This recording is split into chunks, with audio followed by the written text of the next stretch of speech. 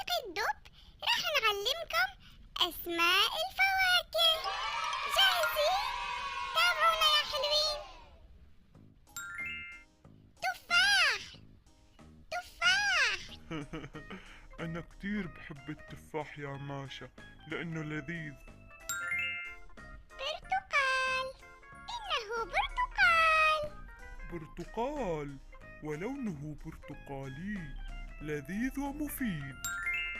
بطيخ، فواكه الصيف ومشهور كتير البطيخ. وما بيحلى المشوار إلا ناخد بطيخة معنا. وأكيد هذا بتعرفوا كتير مشهور، لونه أصفر واسمه موز. والموز كتير طيب ولذيذ. وهذا يا رفقاتي اسمه عنب، في منه جميع الألوان، كتير طيب. ولمعلوماتكم كمان هذا من فواكه الصيف. وكمان من فواكه الصيف معنا المانجا اللذيذة، كتير طيبة ومنعشة. بس يا رفقاتي لا تكتروا منها. ورجعنا لفواكه الشتاء، الفراولة الطيبة. كتير طيبة وبينعمل منها أصناف حلويات. وأكيد ما رح ننسى الأناناس المنعش واللذيذ. انت شهيتيني على الفواكه كتير يا ماشا. وشو رأيك يا صديقي بالكيوي الطيب؟ في اثنين بيختلفوا على طعمه. مستحيل يا صديقتي، من ألذ الفواكه. طيب والكرز؟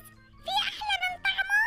انتبهوا يا أصدقائي على أسنانكم من البذر اللي بقلبه. ومعنا بالمرتبة الأولى التوت، أكيد كتير طيب ولذيذ. من أحلى الفواكه يا ماشا. ومعنا جوز الهند، أكيد طيبة. وفي بقلبها المي تبعها لذيذة ومنعشة كتير.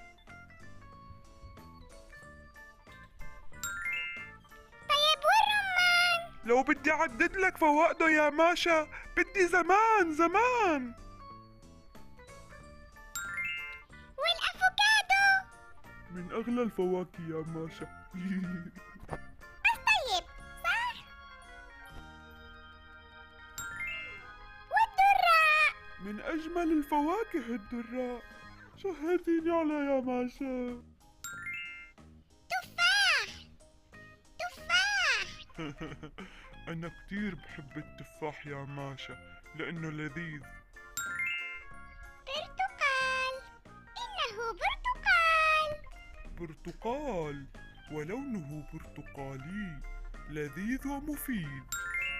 بطيخ، فواكه الصيف ومشهور كتير البطيخ. وما بيحلى المشوار إلا ناخد بطيخة معنا.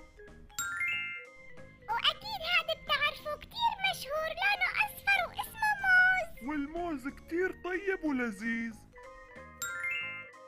وهذا يا رفقاتي اسمه عنب، في منه جميع الألوان، كتير طيب. ولمعلوماتكم كمان هذا من فواكه الصيف. وكمان من فواكه الصيف معنا المانجا اللذيذة، كتير طيبة ومنعشة. بس يا رفقاتي لا تكتروا منها. ورجعنا لفواكه الشتاء، الفراولة الطيبة. كتير طيبة وبينعمل منها أصناف حلويات.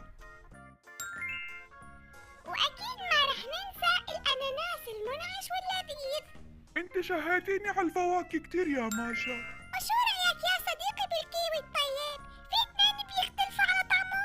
مستحيل يا صديقتي، من ألذ الفواكه. طيب والكرز؟ في أحلى من طعمه؟